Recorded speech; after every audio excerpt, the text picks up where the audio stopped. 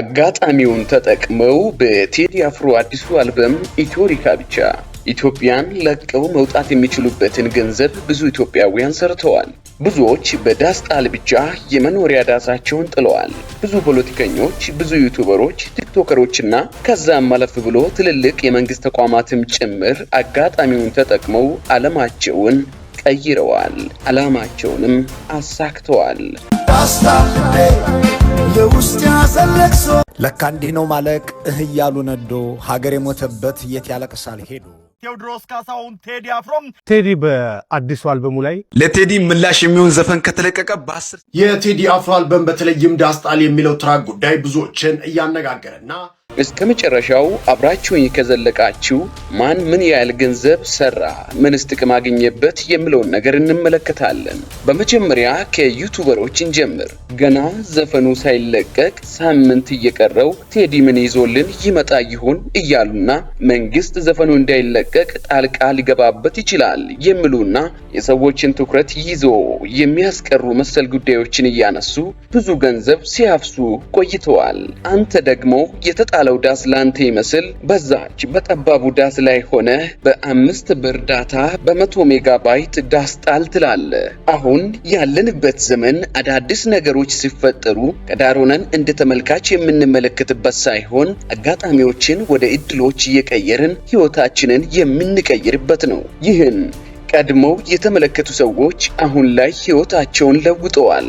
ለምሳሌ ያህል የተወሰኑትን ዩቲዩብ ቻናሎች እንመልከት።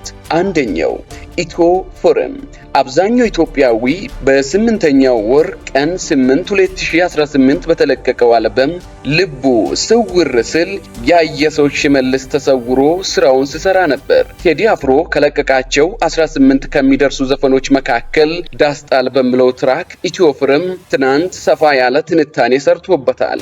ዘገባውም ከ400,000 በላይ እይታ አግኝቷል። 400,000 እይታ በጣም ብዙ ቁጥር ነው፣ ያውም ደግሞ 24 ሰዓት ባልሞላ ጊዜ ውስጥ።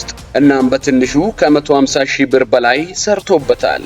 ሌላኛው በተመሳሳይ ብዙ ዶላሮችን የሰራ ቻናል ደግሞ ፈታ ዴይሊ ይባላል።